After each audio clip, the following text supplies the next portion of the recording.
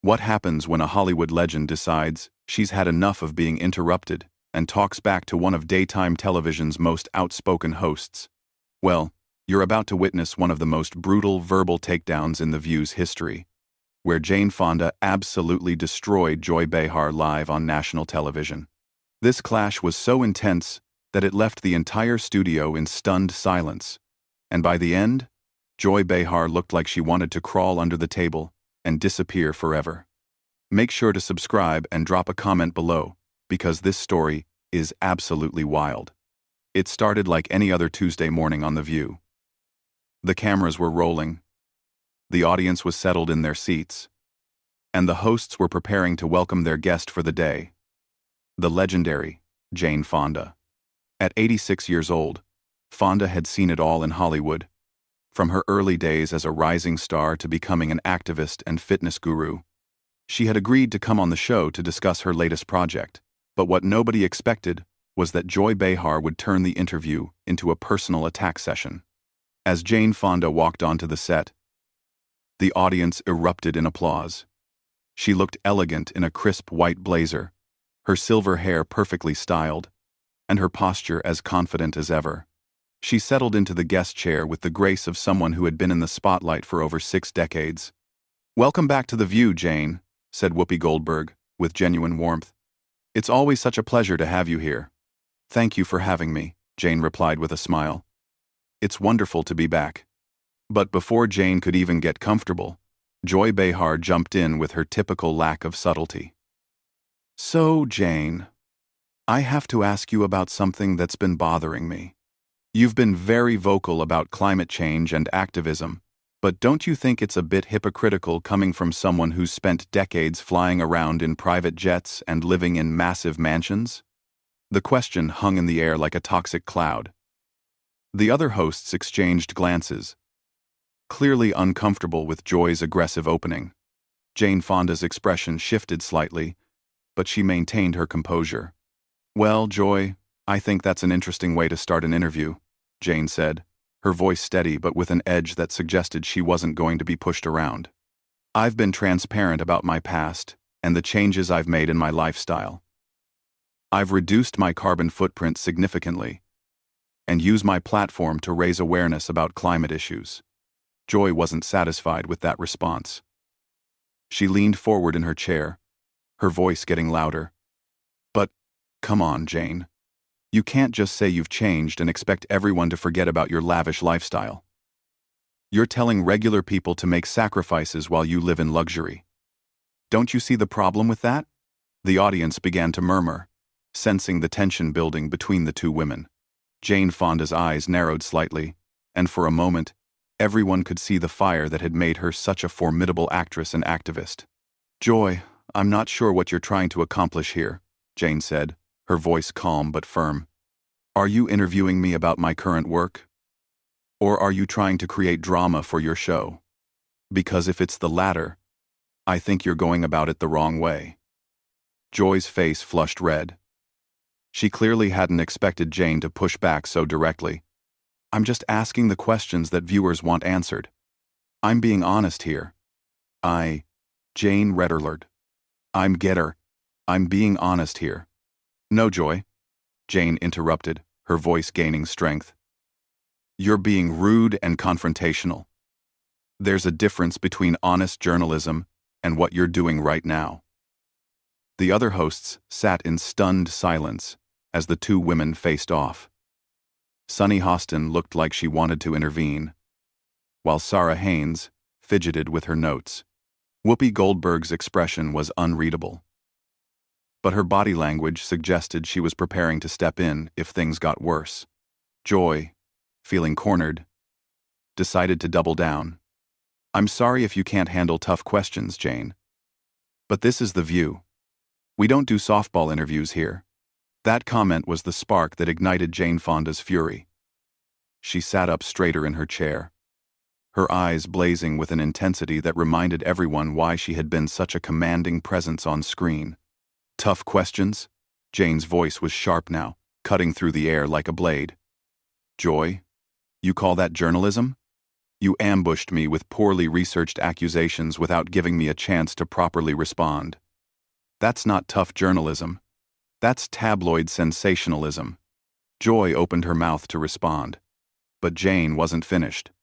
And furthermore, if you had done even basic research before this interview, you would know that I've been living in a smaller home for years.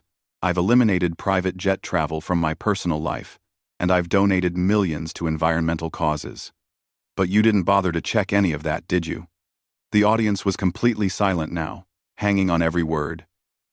Joy Behar looked genuinely shocked that Jane Fonda was fighting back so forcefully. She stammered for a moment before trying to regain control of the conversation. Well, I think our viewers deserve to know about these contradictions, Joy said weakly. But her confidence was clearly shaken. Jane leaned back in her chair, a slight smile playing at the corners of her mouth. What our viewers deserve, Joy, is honest, respectful dialogue, not whatever this performance is supposed to be. The word performance hit Joy like a slap. Her face went from red to pale in seconds, and she looked around the table as if searching for support from her co-hosts. But they all seemed to be avoiding eye contact, leaving her to face Jane Fonda's wrath alone. I don't know what you're implying, Joy said, her voice getting defensive and higher-pitched. I'm not implying anything, Jane replied coolly. I'm stating it directly. You're performing right now, trying to create conflict where none needs to exist. It's beneath both of us. Joy Behar was clearly rattled. She had started this interview thinking she could intimidate the Hollywood legend. But instead, she was being systematically dismantled by someone who had decades of experience dealing with much tougher opponents than a daytime television host. Look, Jane, Joy tried again. I'm just trying to hold you accountable for your actions. Jane Fonda let out a small laugh that was more condescending than amused. Hold me accountable? Joy, you're a talk show host, not a prosecutor. And even if you were, you'd need to have your facts straight before you started making accusations. The tension in the studio was so thick, you could cut it with a knife. The cameras continued rolling, capturing every moment of Joy Behar's humiliation as Jane Fonda continued her verbal assault. Whoopi finally decided to step in, sensing that Joy was drowning and the interview was spiraling out of control. Maybe we should move on to talking about your new project, Jane. After. But Joy Behar, now thoroughly embarrassed and desperate to save face, made the worst possible decision. Instead of taking the lifeline Whoopi had thrown her, she decided to go even harder. No, wait, Joy said, holding up her hand. I think we need to address this properly. Jane, you've made a career out of being controversial. From your time in Vietnam to your various political stances, you've never shied away from stirring the pot. So why are you so sensitive now when someone questions you? The audacity of that statement left everyone speechless for a moment. Jane Fonda's expression went from annoyed to genuinely angry. She had been trying to keep things civil, but Joy had just crossed a line that couldn't be uncrossed. Sensitive? Jane's voice was dangerously quiet now. Joy, you clearly don't understand the difference between being controversial and being ignorant. What you just said proves that you have no idea what you're talking about. Joy, emboldened by what she mistakenly thought was momentum, pressed forward. I'm talking about your anti-war protests, your comments about American soldiers. You can't just rewrite history, Jane. The studio fell dead silent. Even the crew behind the cameras seemed to stop moving. Jane Fonda sat perfectly still for a moment, and when she finally spoke, her voice had a steel edge that could have cut glass. Joy, I'm going to give you one chance to retract that statement and apologize. Because what you just said is not only factually incorrect, it's deliberately inflammatory and disrespectful to both me and to the veterans I've worked with for decades. But Joy, in her arrogance and desperation, made yet another catastrophic mistake. I don't need to apologize for stating facts. Your actions during Vietnam are well documented. Jane Fonda stood up slowly from her chair, and for a moment, it looked like she might walk off the set entirely. Instead, she turned to face Joy directly, and when she spoke, her voice carried the authority of someone who had faced down much more formidable opponents than a talk show host having a public meltdown. Facts. Jane's voice was controlled but deadly serious. Let me give you some facts, Joy. I spent 2 years visiting wounded veterans in hospitals. I've worked with veteran organizations for over 50 years. I've apologized repeatedly for any pain my actions caused. And I've dedicated significant portions of my life to supporting our troops. But you wouldn't know any of that because you didn't bother to research before you opened your mouth. Joy's face was now completely pale. She was realizing that she had stepped into quicksand, but instead of stopping, she kept struggling and making it worse. Well, that may be true, but the perception is still there, Joy stammered. The perception? Jane's eyebrows shot up. Joy, you're not reporting on perception. You're creating it. You're spreading misinformation and then hiding behind the excuse that it's what people think. Sarah Haynes finally found her voice and tried to salvage the situation. Maybe we should take a commercial break. Maybe we should take a commercial break. But Jane Fonda held up her hand. No. I think we should finish this conversation. Joy started it. So let's see it through. Joy looked like a deer caught in headlights. She had clearly expected Jane to be an easy target, an elderly actress who would crumble under aggressive questioning. Instead, she had awakened a force of nature who was now systematically destroying her credibility in front of millions of viewers. Joy, Jane continued, you have a platform that reaches millions of people every day. With that platform comes responsibility. You can't just throw around accusations and half-truths because you think it makes for good television. I wasn't throwing around accusations, Joy protested weakly. Yes, you were, Jane shot back immediately.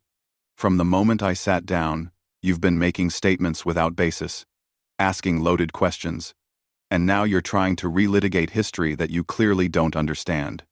This isn't journalism, Joy. This is a hit job. The other hosts looked mortified. Sunny Hostin was staring at her hands, clearly uncomfortable with the direction the interview had taken. Whoopi looked like she was calculating how to end this disaster, while Sarah seemed to be in shock. Joy, now completely out of her depth, made one final desperate attempt to regain control. I think you're overreacting, Jane. This is just a normal interview. That comment was the final straw. Jane Fonda let out a laugh that was pure disbelief. Normal? Jane shook her head. Joy, in a normal interview, the host prepares by researching their guest. They ask thoughtful questions designed to inform their audience. They listen to the answers and follow up appropriately. You've done none of that. I did prepare, Joy said defensively. No, you didn't, Jane replied firmly. If you had prepared, you would know that I've spent the last decade working on climate documentaries, that I've been arrested multiple times for protesting environmental destruction, that I've put my money where my mouth is by funding renewable energy projects. But instead of asking me about any of that meaningful work, you chose to ambush me with tabloid-level gossip. Joy's mouth opened and closed like a fish out of water. She had no response because Jane Fonda was absolutely right, and everyone in the studio knew it. And another thing, Jane continued, her voice gaining momentum. Your approach isn't just unprofessional, it's lazy. You could have had a fascinating conversation about the intersection of entertainment and activism, about how Hollywood has changed over the decades, about the challenges facing older women in the industry. Instead, you chose to create fake controversy because you think conflict equals good television. The audience was completely silent, hanging on every word.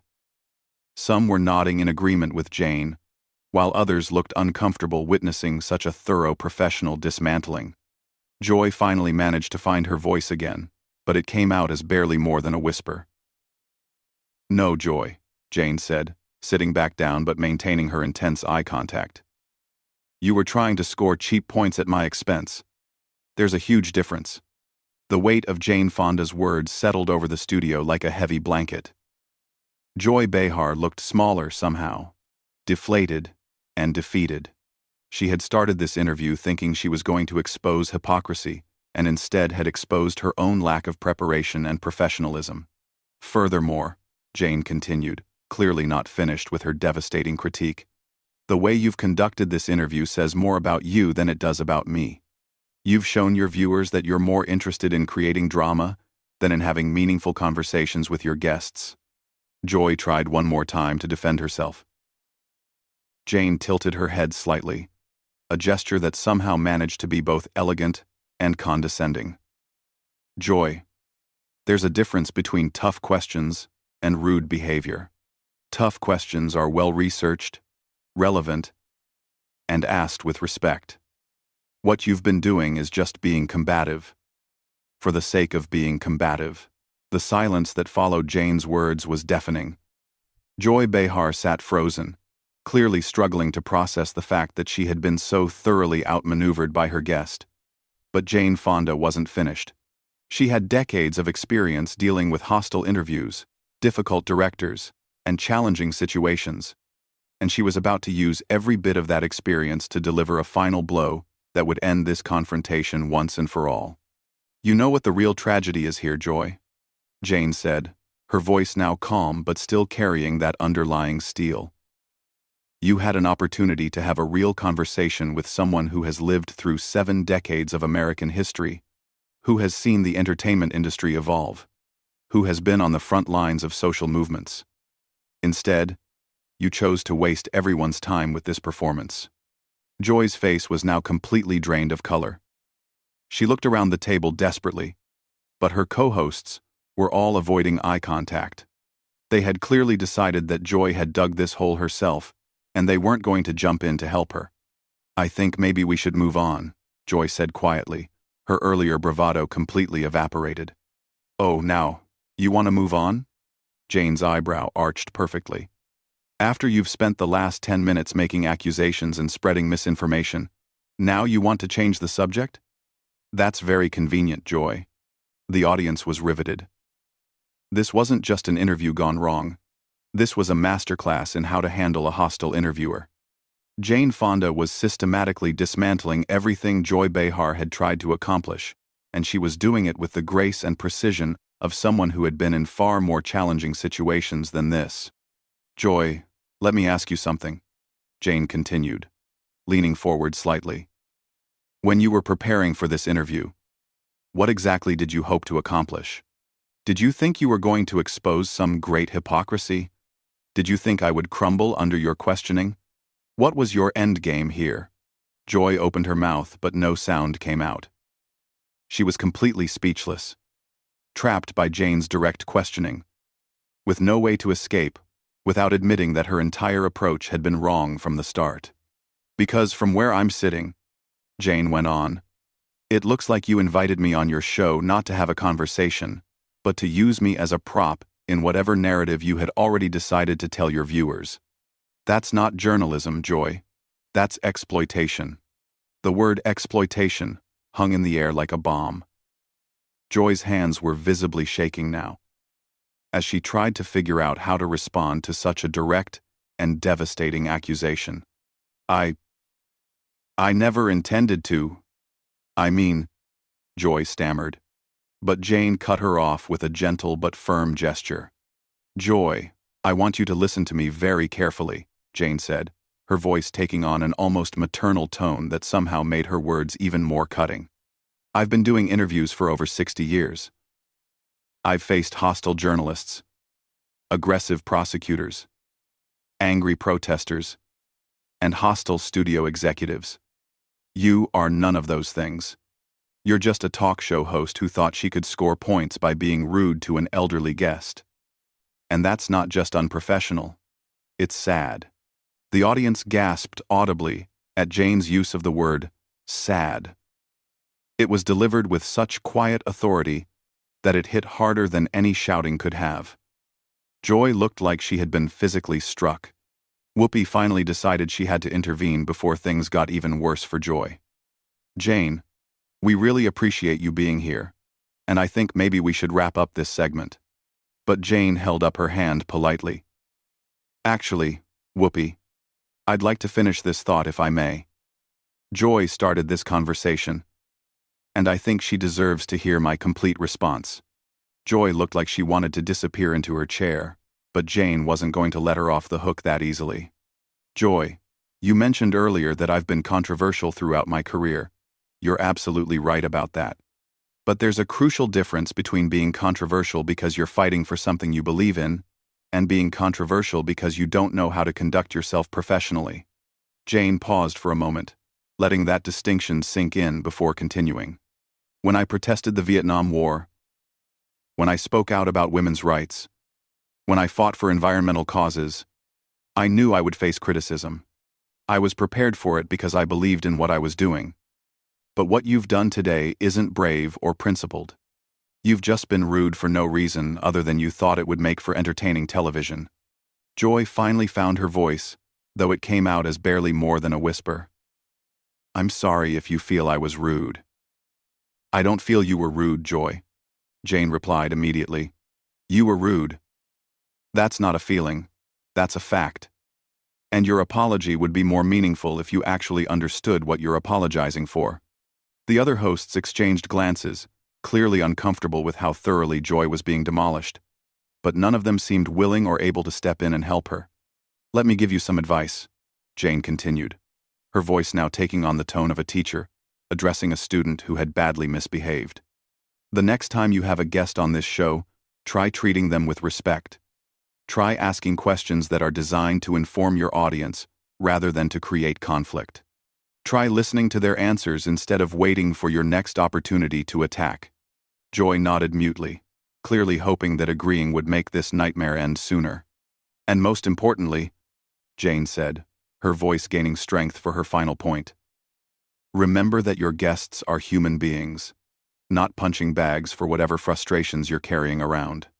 We come on shows like this to have conversations, to share our experiences, to connect with audiences. We don't come here to be ambushed by hosts who haven't done their homework." The studio was so quiet that the hum of the cameras was audible. Jane Fonda sat back in her chair, having delivered one of the most thorough and devastating takedowns in daytime television history. Joy Behar looked absolutely destroyed, her earlier confidence replaced by humiliation and regret. "Now," Jane said with a slight smile that didn't reach her eyes, "would you like to ask me about my actual work? Or should I assume this interview is over?" 2000. Joy looked around the table desperately, but found no help from her co-hosts. Whoopi was staring at her hands, Sunny was looking at the ceiling, and Sarah was furiously scribbling notes that she probably wasn't actually reading. I think we should go to commercial," Joy finally managed to say. Jane Fonda stood up gracefully, smoothing down her blazer. "That's probably for the best. Thank you for having me. And I hope you'll consider what I've said today." As the cameras cut away and the studio lights dimmed, Joy Behar sat alone at the table, looking like she had been hit by a truck. She had started this interview thinking she would expose Jane Fonda. But instead, she had exposed herself as unprepared, unprofessional, and completely out of her depth when faced with a true Hollywood legend who refused to be intimidated. The audience filed out in stunned silence, many of them shaking their heads at what they had just witnessed. It was clear that this would go down as one of the most brutal interview disasters in television history, and Joy Behar would be the one remembered as the host who got absolutely destroyed by an 86-year-old actress who refused to take her nonsense. What did you think of this absolutely brutal takedown? Have you ever seen a guest completely destroy a host like this before? Drop your thoughts in the comments below, and make sure to subscribe for more incredible moments like this one.